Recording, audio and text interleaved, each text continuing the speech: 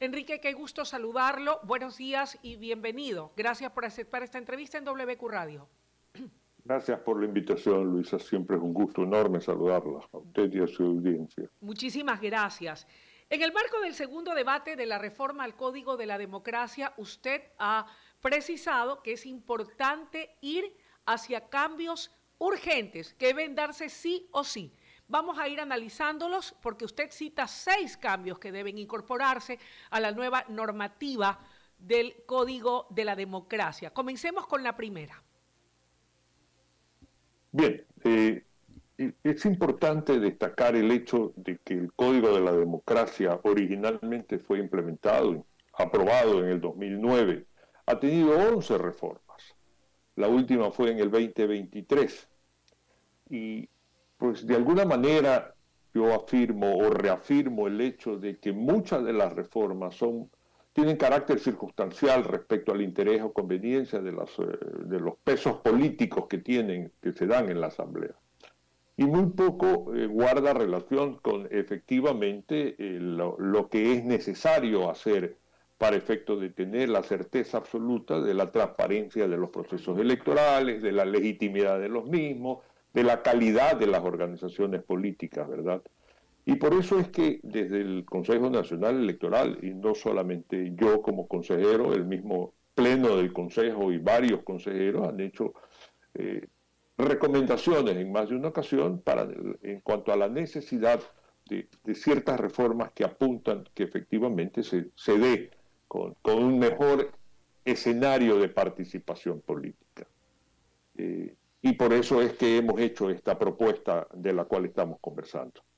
Entiendo que la primera habla de un control estricto del financiamiento público a organizaciones políticas. ¿Qué proponen exactamente y qué es lo que ha estado ocurriendo hasta ahora, lo que lleva a hacer esta propuesta en firme y de manera pública y formal? Las organizaciones políticas obtienen 2 recursos. El uno es el Fondo Partidario Permanente, que guarda relación con el porcentaje de votación que tiene en un momento dado, y de acuerdo a eso reciben estos recursos para su administración o operación interna. Y el otro es el Fondo de Promoción Electoral. En el primer caso, yo estimo, muchos estimamos, que este recurso que permite el funcionamiento o el desarrollo de la gestión de las organizaciones políticas tiene que estar más orientado a aspectos de capacitación o de la formación de sus estructuras internas, de tal manera que cuando llegue una elección no estén pues en este proceso de andar escogiendo candidatos de última hora y tratando de llenar las listas en lo que corresponde a participación de mujeres y menores, porque no tienen la estructura, no han fortalecido sus estructuras en cuanto a la capacitación y en cuanto a la formación que tienen que llevar adelante.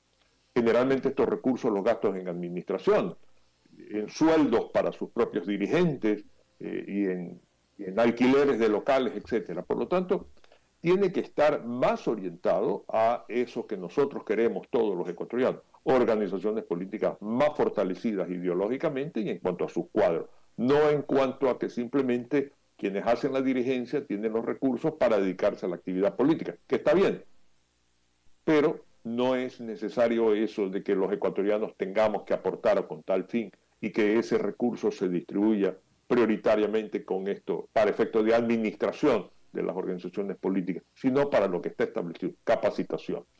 Enrique, esto me lleva, antes de pasar al segundo punto, a la segunda propuesta, a preguntarle su opinión en torno a este tema que ha generado mucha polémica, resistencia de parte de algunas organizaciones políticas, pero un consenso y contentura general en la gente cuando se dice hay que pensar en quitarle el financiamiento que da el Estado a los partidos políticos, e incluso se ha dicho que probablemente pudiera ser incluido dentro del referéndum que se haga a propósito de la aprobación del Congreso a esta reforma a la Constitución para el retorno de las bases militares extranjeras. ¿Usted es partidario de ello? Y esto yo no se lo pregunto como integrante del Consejo Nacional Electoral, sino como una persona con su experiencia que ha estado de una u otra manera muchos años cercana a este tema de los partidos políticos, al tema electoral. ¿Debe cada partido político bailar con su propio sombrero o es necesario e importante que se mantenga este aporte del Estado a cada una de las organizaciones políticas del Ecuador? Mi opinión es que debería mantenerse. Lo que tiene que ser mucho más estricto es el control de cómo se utilizan y se dedican estos recursos. No podemos nosotros subordinar la gestión política a organizaciones políticas que están en un momento dado financiados por alguien que tiene muchos recursos y que termina siendo pues el patriarca y el dueño de la organización política. Para eso son estos recursos. Lo que tiene que existir es mucho más control en respecto a esa utilización de ese recurso y obviamente que está mucho más clara y definida la responsabilidad que tiene en cuanto a utilizar correctamente esos recursos. Pero en definitiva, mi opinión, es que estaríamos nosotros frente a un escenario en el cual un mecenas que tiene a cargo una organización política respecto a otra organización política que simplemente obedece su gestión a situaciones de carácter ideológica, a la necesidad de hacer presencia para implementar planes y programas en beneficio de los ecuatorianos, no van a tener pues la posibilidad. Hay limitaciones, por supuesto, para obtener estos recursos que guardan relación con la votación que deben obtener en un momento dado, etcétera. Pero yo, dentro de lo principal que es su pregunta, yo creo que debe sostenerse. Lo que tiene que hacer es un mejor control, que la norma o la ley exija mejor rendición de cuentas, obviamente, y claro, que esté mucho más clara y definida en la ley qué es lo que tiene que hacer cada organización política con estos recursos. Coincido con usted, sobre todo porque hoy por hoy, en donde hay tanta violencia y en donde estas mafias tienen para permear y poner el dinero, mañana querrán poner un presidente, una o dos. Si no existe esa participación tal vez de una organización de civiles que tal vez no tengan el mismo poderío de un partido que tenga una importante maquinaria electoral y estructura, tampoco habría ese contrapeso de poderes que debe haber y donde se puedan escuchar otras voces. Pasemos al segundo punto. Requisitos rigurosos para la creación y cancelación de organizaciones políticas. ¿Cuántos partidos políticos y movimientos debidamente establecidos existen en este momento en el Ecuador?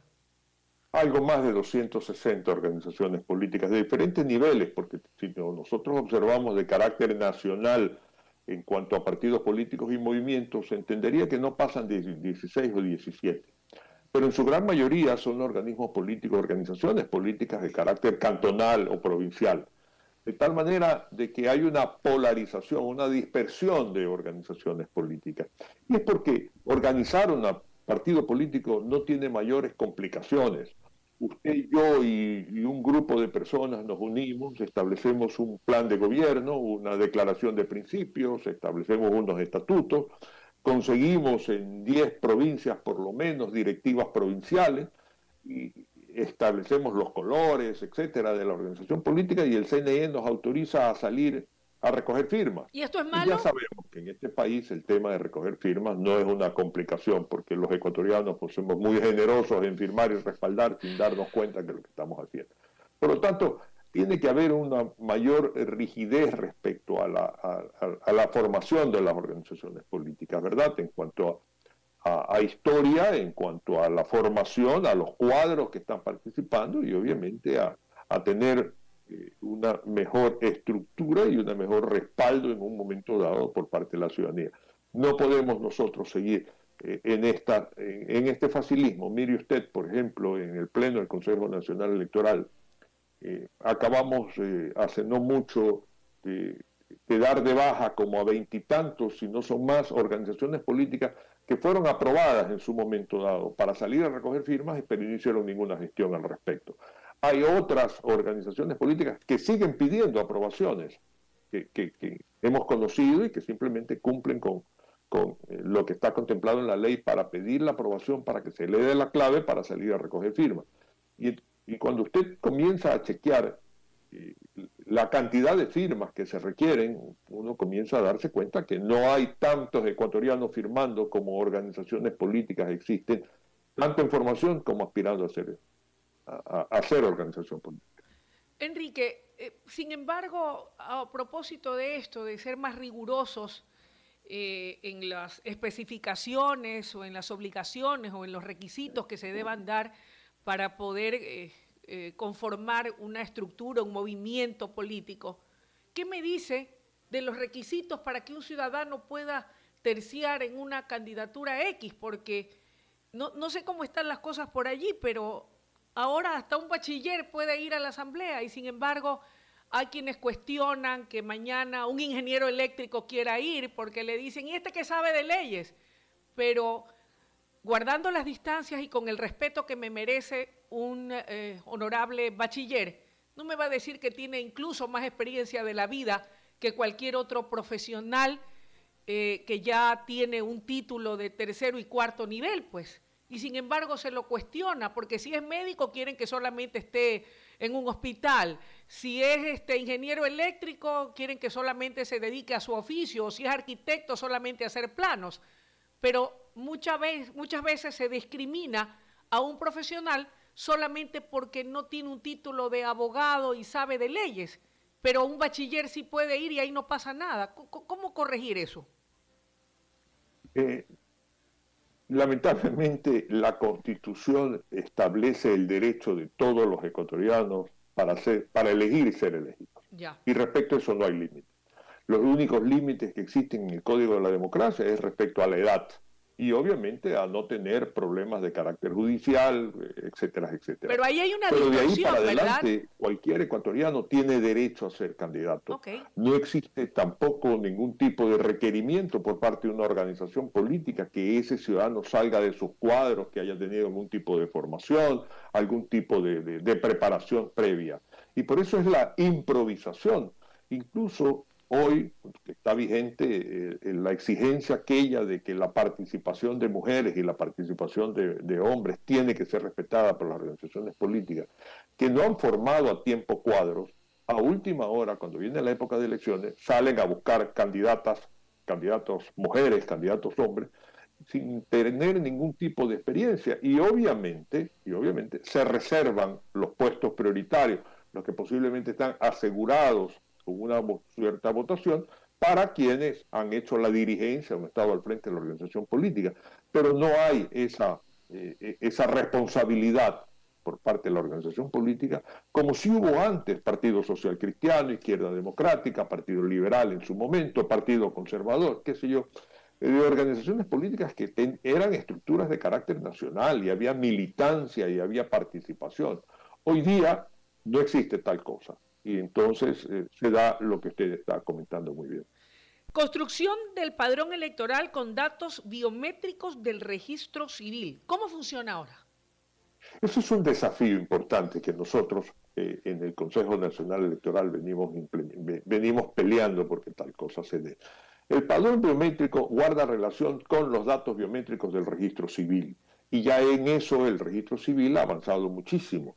Y es la identificación de los ciudadanos a través de los datos biométricos. Ya usted no tendría que llegar y firmar, sino que simplemente la máquina que está en cada junta receptora de votos la identifica personalmente, de tal manera de que no exista la posibilidad de suplantación, de tal manera de que sepamos perfectamente quiénes votaron en un momento dado a través de la información esta biométrica que se hace de los ciudadanos, y no va a existir tampoco que haya más personas votando o menos votando simplemente porque existan firmas, sino porque los datos biométricos quedan registrados. Esto tiene que estar enlazado con el registro civil, por supuesto, que es la base de la información, pero eso va a permitir, y ya existe, en otros países ese es el mecanismo de votación, y ya existe en Ecuador suficiente información por parte del registro civil para que tal situación se dé. ¿Qué nos va a garantizar el poder implementar esto? Perdóneme. ¿Qué nos va a garantizar el poder implementar esta construcción del padrón electoral en base a datos biométricos? La certeza absoluta de que quien ha votado es quien está identificado como tal. Y no es un muerto votando. Que no hay alguien suplantando. La certeza absoluta de que el número de electores que se registran en una junta receptora de voto, porque no hay posibilidad alguna de alterar la imagen biométrica de un ciudadano que se acercó a votar. Por lo tanto, no va a haber reemplazos. No puede haber en un momento dado situaciones de duplicidad de votación, de que porque usted tome el voto se lo va llevando para otro lado, porque todos los datos están perfectamente identificados respecto al elector. Es decir, es mucho más asegurada la situación en relación a que el elector que está votando es aquello. Y no van a existir esto que usualmente se está dando en cuanto a las inconsistencias numéricas, porque hay más, en un momento dado hay una distorsión entre el número de electores de una dignidad respecto a, de una dignidad a otra en una misma junta receptora de voto. No puede darse. Esto depura más la transparencia de un proceso electoral. Bien. Y en cuanto a presupuesto, ¿no es algo muy oneroso? ¿Se puede invertir o cueste lo que cueste? Hay que invertir porque en este caso, ahí sí yo voy a coincidir con lo que dice ese viejo refrán de que el fin justifica los medios. Y entonces si cuesta un buen billete hay que ponerlo porque con eso garantizamos la transparencia de un proceso. Ecuador es uno de los países que tiene los costos por proceso más bajos de América. No obstante todos los cuestionamientos, y mire usted, no obstante todas las seguridades que nosotros tomamos para efecto de un proceso electoral. Nuestra papeleta tiene seguridades que son garantizadas por el Instituto Geográfico Militar, unas seguridades a simple vista que simplemente se pueden observar, otras seguridades que a través de mecanismos forenses se pueden establecer. No existe la posibilidad de una falsificación de una papeleta. Por lo tanto, todos aquellos argumentos en relación a que las papeletas falsas o las papeletas adulterables, etcétera, no tienen asidero. Pero al final del día, lo que tenemos nosotros que asegurar es que todos los ecuatorianos que estén aptos para votar puedan votar. Y no significa costo, es inversión. Es inversión en certeza, es inversión en seguridad, es inversión en confianza, en que nuestros candidatos que estén legitimados, si no sigue pues toda esta narrativa de fraude que lo que sirve es simplemente como promoción política de quienes la escriben en efecto de sostener su vida política durante una elección, en el tiempo entre una elección y otra. Pero al final del día todo esto lo que asegura es la legitimidad, por un lado la legitimidad de la participación del ciudadano, pero por otro lado la legitimidad de que el voto ha sido respetado y que el candidato es el que ha tenido el respaldo de la voluntad popular. Dicho en otras palabras, no se violenta la soberanía popular y lo que el pueblo elige, ese es el que se va a posesionar de un cargo. Tipificación como infracción electoral a la fotografía del voto y actas de escrutinio. ¿Por qué? Bueno, ya veo que en la propuesta que se está en este momento debatiendo en segunda y ya prácticamente a punto de ser aprobada, ya se ha regularizado tal situación. La decisión de la fotografía, que fue una decisión tomada por el Pleno en el último proceso electoral y fue una decisión de carácter reglamentaria, ya está legalizado, tiene que estar en la ley para efecto de que no está sufriendo en algún momento dado pues cuestionamientos que pudieran tumbársela. Es necesario. Yo creo que el resultado de la decisión fue bueno. Nos satisfizo y debe satisfacerle a las organizaciones políticas, a los ciudadanos, porque no hubo la oportunidad que se diera en este tema de intimidación en cuanto a que el voto pudiera viajar de un lado para el otro y si no votas por tal, no me traes el voto o la foto del voto. No funcionó o funcionó muy escasamente. Por lo tanto, tiene que estar ya legalmente. Y la buena noticia es que dentro de las reformas que hoy están prácticamente aprobadas por la Asamblea Nacional, ya está siendo considerada. Eliminación del incentivo a las alianzas electorales por el que se distribuyen los votos proporcionalmente entre sus integrantes que respaldan una candidatura. Esta es una opinión muy personal y yo creo que es muy válida. De acuerdo a la norma y en una última reforma del Código de la Democracia, se estableció que una organización, una alianza entre organizaciones políticas, recibe el beneficio del porcentaje de votación en cuanto a, para efecto de ser el mismo que se le asigna a cada uno de los integrantes de la alianza. Nosotros sabemos que para sobrevivir y seguir estando registrados en el Consejo Nacional Electoral deben tener un mínimo de votación, 4%, por ejemplo. De tal manera que si no tienen ese 4%, pues pueden tener tarjeta amarilla y en la siguiente, pues ya tarjeta roja y se va. Por otro lado, hay otra exigencia también, que establece un mínimo de candidatos que deben obtener en una elección de carácter nacional. Por lo tanto, esa es otra, son dos requerimientos importantísimos. Pero ¿qué sucede? Que cuando hay una alianza entre uno, dos, tres, cuatro organizaciones políticas, todas las organizaciones políticas que están en la alianza reciben ese beneficio individualmente. El mismo porcentaje de la alianza se le asigna a cada organización política. Desde mi punto de vista, se da el hecho de que organizaciones políticas débiles, en un momento dado, débiles electoralmente estoy hablando, se unen a una organización política importante, electoralmente hablando, de tal manera de que se beneficia de ese paraguas que le está dando esa organización política y siguen sobreviviendo y se pierde la oportunidad de ir depurando el escenario político de estas organizaciones políticas que no tienen el peso electoral, pero que pueden, al amparo de esto, seguir participando de la vida política del país. La última de las propuestas es la regulación del uso de redes en campañas electorales para permitir controlar el gasto digital. ¿Es posible hacerlo? Algo se está haciendo y se está decidiendo ya hoy en unas reformas que están en estudio y que entiendo está a punto de aprobarse. Y guarda relación con el hecho, nosotros sí estamos haciendo el control del gasto que se hace en redes sociales. Porque si mañana usted y yo en el escenario político contratamos publicidad en redes sociales, nosotros sí podemos acceder a estas organizaciones que manejan las redes sociales y establecer esa información para hacer el cargo al gasto electoral permitido. Pero no existe un control sobre las redes sociales participando en campaña, porque de alguna manera es libre, hoy es libre. Y eso es algo que tiene que comenzarse a regular, de tal manera que quienes se promocionan en redes sociales deban también rendir cuentas ante la función electoral respecto a las limitaciones en cuanto al gasto propiamente dicho y en cuanto a la publicidad propiamente dicho. Enrique, antes de finalizar, el Consejo Nacional Electoral, sus vocales se mantienen en funciones prorrogadas.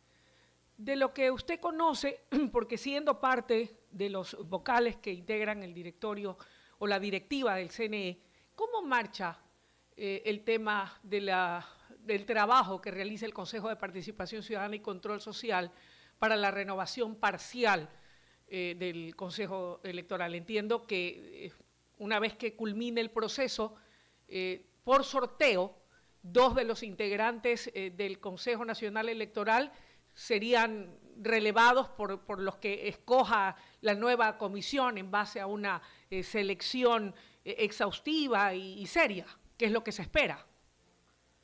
Bien, un poco para fijar claramente el concepto, la ley establece que a los 3 años de haber sido designado, nosotros de haber sido designados, el Consejo de Participación Ciudadana debió haber llevado un concurso para reemplazar 2 consejeros. Y posteriormente, a los 6 años, tenía que haber llevado el otro concurso para reemplazar a los otros 3. Ninguna de las 2 hechos se ha dado. El primero está por ahí parqueado, no ha continuado, con muchos cuestionamientos internos, y el segundo ni siquiera ha iniciado. Eso hace que, de acuerdo a una resolución del Procurador General de la Nación, que en su momento estableció a solicitud del Consejo Nacional Electoral, que mientras no seamos legalmente reemplazados, no podemos nosotros dejar la función. Y por eso es que nos hemos mantenido. Hoy, las circunstancias están como se lo digo hacia el momento. El primero no avanza y el segundo no se inicia.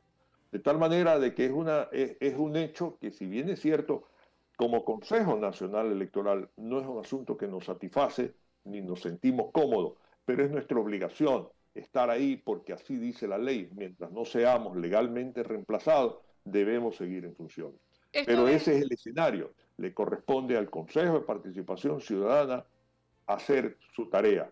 Yo he escuchado que ellos hablan de que hasta fin de año posiblemente ya tengan estos concursos llevados adelante. También he escuchado la necesidad de una reforma a la ley para hacer un solo concurso y reemplazar a todos y ya no caer en esto de primero 2 y después 3.